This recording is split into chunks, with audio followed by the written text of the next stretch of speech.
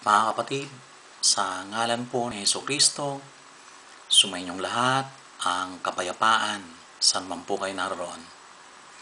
Ang mabuting balita po ay ayon po sa Ebanghelyo ni San Mateo, Kabanata 11, talata 25 hanggang 30. Nang panahong iyo'y sinabi ni Jesus, "Pinasasalamatan kita, Ama, Panginoon ng langit at lupa, sapagkat inilihim mo mga bagay na ito sa marurunong at matatalino, at inihayag sa may mga kaloobang tulad ng sa bata. Oo, Ama, sapagkat gayon ang ikinalulugod mo. Ibinigay mo sa akin ng aking Ama ang lahat ng bagay.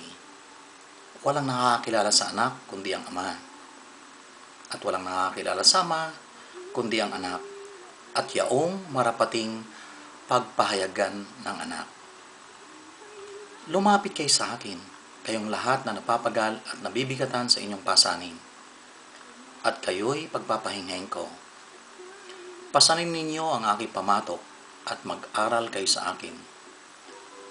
Ako'y maamo at mababang loob, at makasusumpong kayo ng kapahingahan para sa inyong kaluluwa, sapagkat maginhawang dali ng aking pamatok at magaan ang pasaning ibibigay ko sa inyo." Muli mga kapatid, ito po ang salita ni Jesucristo na nagbibigay buhay sa ating lahat. Taus-pusong pasasalamat na naman po sa ating pong may kapal. Samot dalangin po natin sa tuwi-tuwi na sa tuwing magsasalo po tayo ng mga makalangit na pagkain, ay sumasa atin pong lahat ang patnubay na bigay ng Diyos sa pamamagitan ni Jesucristo sa ating lahat, upang tunay nga po na makinabang tayo sa bawat makalangit na pagkain na ating pong tinatamasa. Mga kapatid, bilang tao ay hindi po may kakaila sa ating lahat. Lahat po tayo ay nagdaranas ng mga alalahanin. Mayaman man, mahirap, pangkalahatan pong pananalita. Kadalasang problema sa pinansyal, subalit pinatunayan po ni Jesucristo na ang pagkabalisa natin ay makapagdudulot sa atin ng mabuti. Bagkos inihalin tulad po niya yung ibon, maging yung mga bulaklak sa parang, na patuloy niya tayong hinihikayat na manalig sa Kanya at maging sa pananamit na mas mahalaga ang katawan kaysa damit. Kaya nga po sa pananalitang yun ni Jesucristo ay tunay nga po na nagpapalakas sa atin, sa ating loob at sa ating buhay pananampalataya upang patuloy tayong manalig sa Kanya. Ano pa po? Yung mga sanhi ng alalahanin natin. Karamdaman, wala pong pinipili yan. Kagaya nga po ng sabi natin sa panimula, mayaman man o mahirap, lahat po ay dinadapuan ng karamdaman. At higit sa lahat, ang kamatayan. Ano pa po?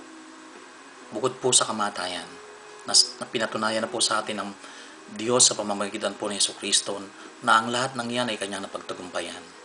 Ano pa po? Ang relasyon po natin sa ating sambahayan, sa ating mga mahal sa buhay. Kadalasan, yan din po ang nagiging sanhi ng ating pagkabalisa. Yung mga pagsasama o samahang nawawasak. Maliwanag po mga kapatid, anumang samahan o relasyon na hindi kaisa ang Panginoong Diyos o si Jesucristo ay maihahalin tulad po sa isang bahay na walang matibay na pundasyon. Kaya mga kapatid, wala po tayong dapat gawin kundi patuloy nating paunlakan at anyayahan si Jesus na manahan sa atin at lumapit tayo sa Kanya upang makaisa po natin siya sa buhay nating ito. Dahil maliwanag po sa pangungusap ni Jesucristo na napagtagumpayan niya ang sanlibutan. Ano po ang sinasabi niya? Sa Ebanghelyo po ni San Juan, Kabanata 16, talata 33. Sinasabi ko to sa inyo upang kayo'y magkaroon ng kapayapaan sa pakikipag-isa sa akin. Yun po ang kailangan natin, pakikipag-isa, maging kaisa natin siya. Sinasabi ko ito sa inyo upang kayo'y magkaroon ng kapayapaan sa pakikipag-isa sa akin. Yun po ang sabi niya. At ano pa po? Mayroon kayong kapighatian dito sa sanlibutan. Ngunit lakasan ninyo ang inyong loob na pagtagumpayan ko na ang sanlibutan. Mga kapatid, muli pangkalahatang pananalita po. Lahat po tayo, hindi po natin pinag-uusapan ang katayuan sa buhay. Lahat po tayo ay nagdaranas ng mga kapighatian, alalahanin at napapagal. Minsan, para bang pakiramdam natin, gusto na nating nanlalamig na po tayo. Gusto na nating sa salitang ay parang gusto na nating bumitaw sa ating pananampalataya. Subalit hindi po, mga kapatid. Maliwanag po ang sinasabi ni Jesucristo rito. Patuloy po niya tayong inaanyayahan. Lumapit kayo sa akin, kayong lahat na napapagal at nabibigatan sa inyong pasanin, at kayo'y pagpapahingahin ko. Pasanin ninyo ang aking pamatok at mag-aral kayo sa akin. Yun po yung mga salitang makalangit na kaloob ng Diyos sa pamamagitan ni Jesucristo, na patuloy nating tinatamasa. Salamat po sa Diyos sa mga makalangit na pagkain na yon, dahil bilang Kristiyano po at tunay na tagasunod ng Jesucristo, wala pong dahilan upang hindi rin natin mapagtagumpayan ang sanlibutan. Uulitin po natin para sa kapakanan po nating lahat. Lahat po ng mga sanhi ng alalahanin ay pinatunayan po ng Diyos sa pamamagitan po ng Jesucristo, na ang lahat po ay atin pong pagtatagumpayan dahil po rin po sa pamamagitan ng pananalig natin kay Jesucristo. Kaya mga kapatid, sa buhay nating taglay, sa sanlibutan ito, wala po tayong ibang dapat gawin, kundi ialay po natin ang ating buhay na ito sa Kanya. Patuloy po tayong magsikap na gumawa ng mga bagay na nakalulugod sa Panginoon Diyos. At makaaasa po tayo na patuloy na nakangiti ang langit sa ating lahat.